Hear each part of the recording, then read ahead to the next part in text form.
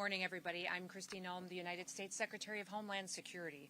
And it's been about 7 months now since President Trump and his administration have been working to make America safe again. As you know, the Department of Homeland Security is tasked with making sure that we have a secure border, which we have overwhelmingly been successful with by President Trump's direction, at making sure we're enforcing our laws in this country, that the rule of law matters, and that it applies equally to everybody. We have had for 3 months in a row 0 illegal aliens entering the United States, which is the first time in this nation's history that we've seen that kind of security at our nation's border. Also, we've been working on getting dangerous, criminal, illegal aliens out of our country. Murderers, rapists, drug traffickers, human traffickers, going out, arresting them, and removing them from our communities so that our families can be safe again at night. Our top priorities have been these 2 items: securing our borders and arresting dangerous criminals and removing them from our cities and our towns and our states across the country from coast to coast. Since President Trump has taken office, we have arrested hundreds of thousands of these illegal criminals. I'm here today because the elected leaders in this state of Illinois are ignoring the law. In fact, they're being obstructionists when it comes to getting dangerous criminals off of their streets. They are deciding that dangerous criminals that are murderers, rapists, money launderers, have committed assault, that are trafficking children, are more important than the families that live in the communities here. That includes Governor Pritzker, Mayor Johnson, and others who have worked so hard to protect these dangerous criminals. They'd rather be a sanctuary state and continue to put those individuals above American citizens who built this country, who've raised their families here for generations, and just want to be able to walk down the street safely at night and put their kids to bed and live a peaceful life. Today I'm highlighting 4 different examples of individuals that we've recently arrested here out of this office with the good work of ICE and our HSI officers that we've taken off the streets without the help of the governor or the mayor. Our federal officers have had to do this alone without their support, and these dangerous individuals are now no longer victimizing people because of the good work that we do. Hector Bonaparte is a 42-year-old illegal Mexican alien who had previously been convicted of predatory sexual criminal assault against a victim under the age of 13. We have Jarvin Flores Santos, who's a 40-year-old Honduras individual who was arrested back in 2020 the first time for aggravated criminal sexual abuse and attempted criminal sexual abuse of a minor under the age of 13 again. And Waldemar Jabik, a Polish citizen who had been convicted in 2014 for attempted murder and then also aggravated domestic battery. He was convicted of these after he stabbed his own wife and his 19-year-old daughter. It was not the first time that police had been called to his house for domestic disturbance, but he was never held accountable until recently by these federal officers. Don Gay Silas, a 33-year-old illegal alien from Micronesia, has had 3 DUI convictions, and as well as convictions of criminal mischief, of wanton endangerment, and driving without a license. These individuals would still be out on our streets today, committing crimes and attacking people and harming them and hurting our children if Governor Pritzker and Mayor Johnson had their way, because their choice has been routinely over and over and over again to release these criminals back on the streets. The debate over so-called sanctuary policies has real consequences. It has consequences for our law enforcement officers, but also for the families that live here and the businesses that are just trying to provide for their community. Governor Pritzker and Mayor Johnson are answering that question every single day of who should be our priority, who should be our responsibility, and over again, they're choosing criminals. In just the last 7 months, ICE has issued over 1,664 detainers in Chicago alone. 1,664 detainers we have lodged against violent criminals, and that is a 106% increase over what was issued during the Biden administration.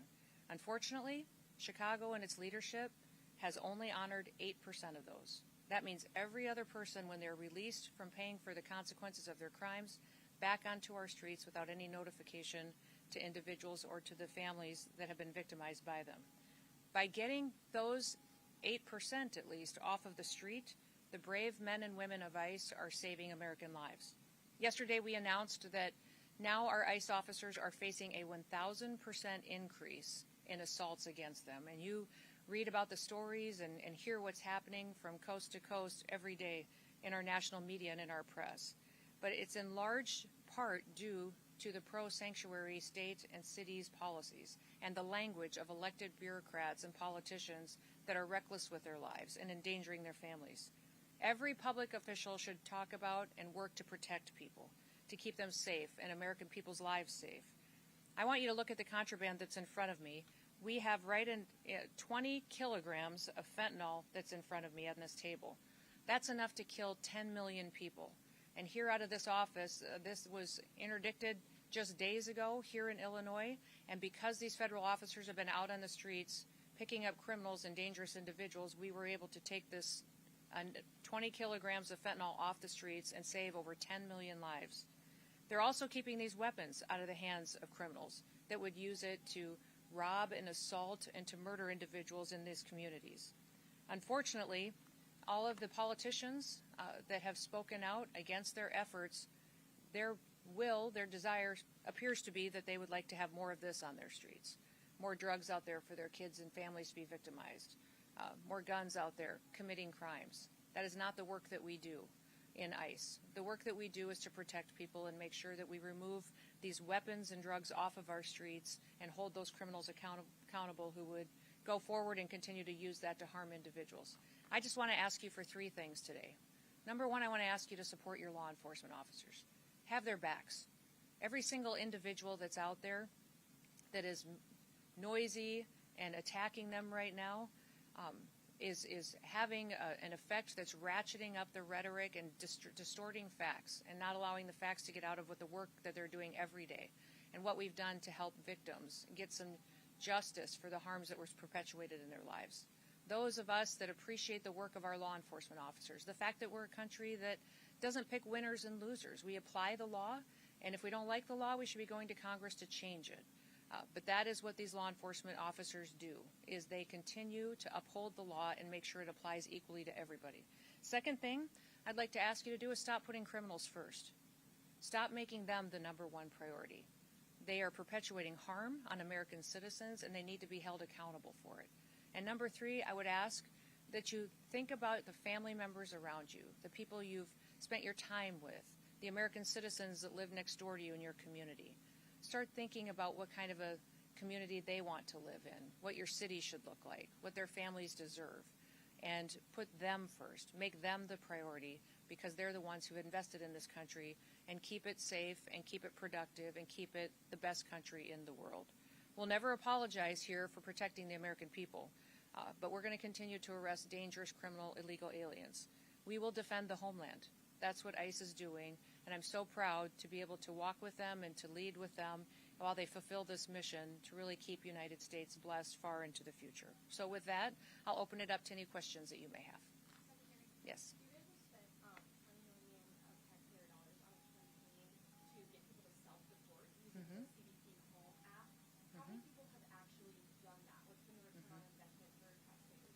Well, actually, the $20 million campaign was to send a message to people that if they were here in this country illegally, that they should go home on their own. If they wait until we arrest them and we have to remove them, they'll never get the chance to come back to the United States. So it wasn't just on the app. It was also encourage them to voluntarily go home.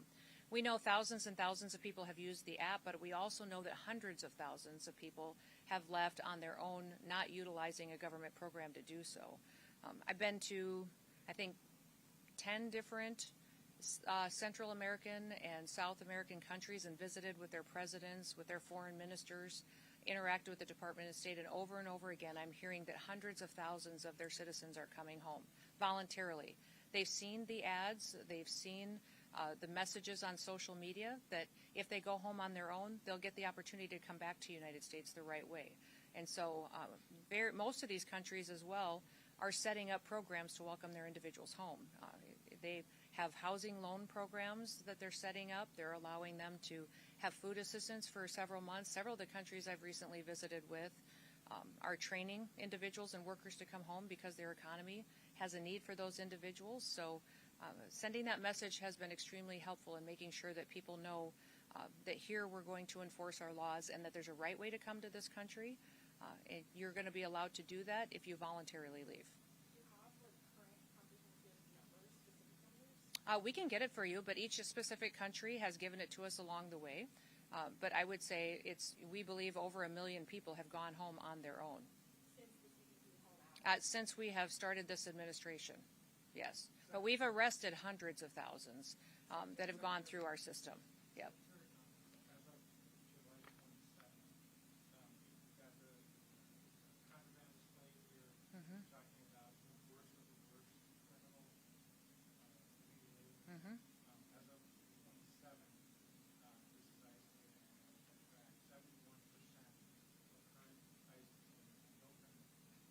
That's not true.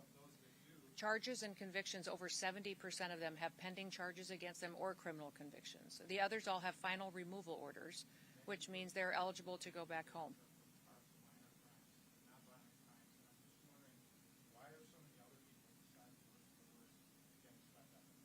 Nobody's getting swept up. We're running targeted enforcement operations across the country. And using our case files and our information to know who is a criminal in this country that needs to be removed and who has a final removal order. Nothing's changed. Huh? What's wrong with our targeting?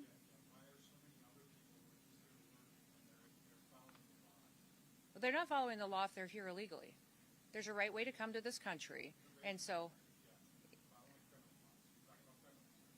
yes, I'm talking about criminals in these situations, absolutely. But we also have every situation where we have those that have final removal orders need to go home because their due process is over and they have their paperwork and they're ready to travel. So that has been the priority since the very beginning. Nothing has changed. And over 70% of these individuals that we have gone out and arrested and removed from the country have had those pending charges and criminal convictions against them. That has always been the goal of the president.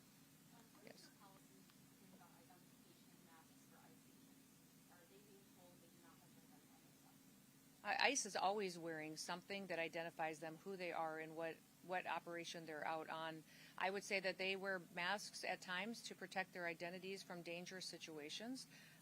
The leadership teams, we leave that up to them to discern what's necessary in certain situations. And with the rise in violence that we continue to see against these officers, with that 1,000% increase, it's making sure that they are safe while they do this job and that they get home to their families at night too is incredibly important.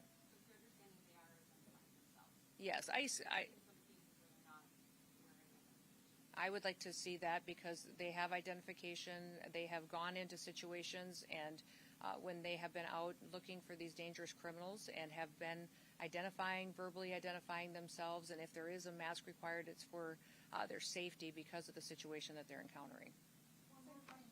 Yeah.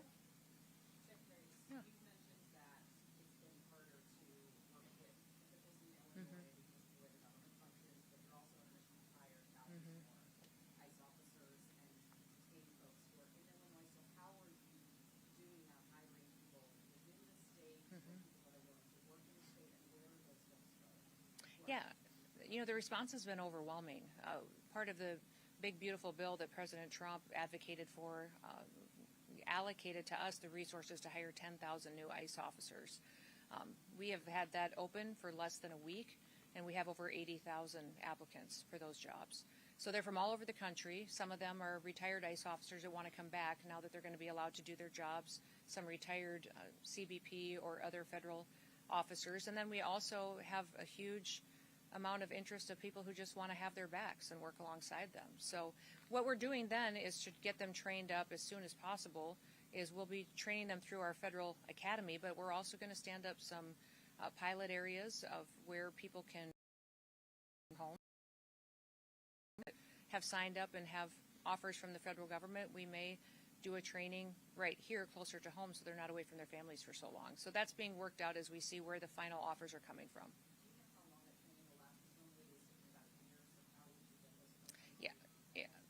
Yeah, it'll be within weeks because we're going to give them credit for what they already know.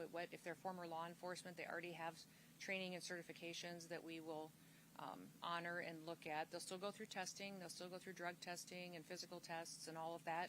But we want to make sure that it's an expedited, where we check the box if they have the experience, then it helps us not keep them stalled out in an academy for weeks at a time. Secretary Noem, I just wanted to ask how ICE operations have been impeded by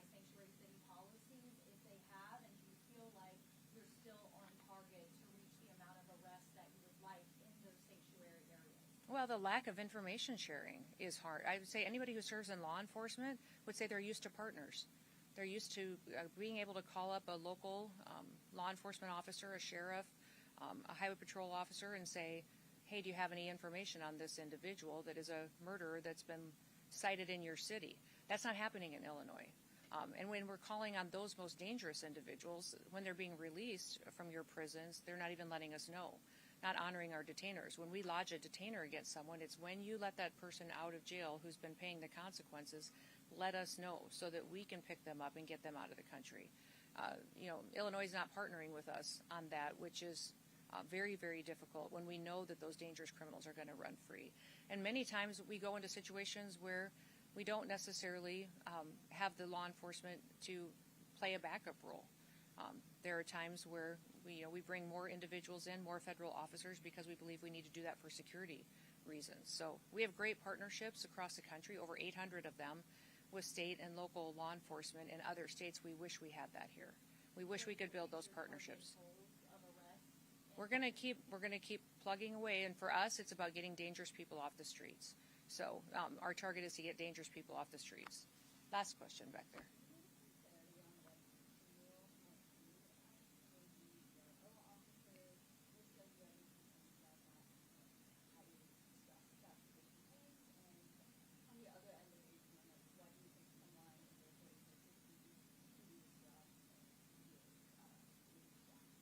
I think us opening up the age requirement is wonderful for people to have opportunities that they've always wanted. So many people were forced to retire from law enforcement at a young age because of that arbitrary deadline, and now they'll be able to come back and serve a few more years if they'd like to, provide for their families, and then help on the mission of making America safe again. 18-year-olds can come and sign up and help us with processing and paperwork while they train and they get the experience. They can walk alongside our officers. They will all be as fully trained as any full-time officer before they're put in a situation that might require more of them. So we want everybody to be at the same level of skill set and knowledge when they're out doing an enforcement role out on the job. Anything else? Yeah, yes? I don't expect you to know the details of every specific case, so I wanted to give you a little context that calls for a broader answer on the question. About 4 months ago, ICE publicized the arrest of 2 men that be responsible for a mass shooting in Chicago. Your agency named them, and it got a lot of coverage. However, they have still not been charged in that mass shooting. So my question is whether people sent to prison in El Salvador or 2 men accused here in Chicago of a mass shooting, is it responsible for ICE to publicly accuse people of violent crimes before they've been charged? Well, we follow cases and prosecute cases and turn them over for prosecution just like any other law enforcement agency does. So when we sweep up somebody who's committed an act of violence like that and turn it over, that is public information that is out there. And people need to know who is perpetuating these crimes, and we continue building cases then on who they're affiliated with. Is there further dangers? Our investigators are some of the best in the country that are out there making sure that not only is that person now incarcerated, but who were they affiliated with that could be another danger that we need to continue to look at. So, even if they haven't been officially charged?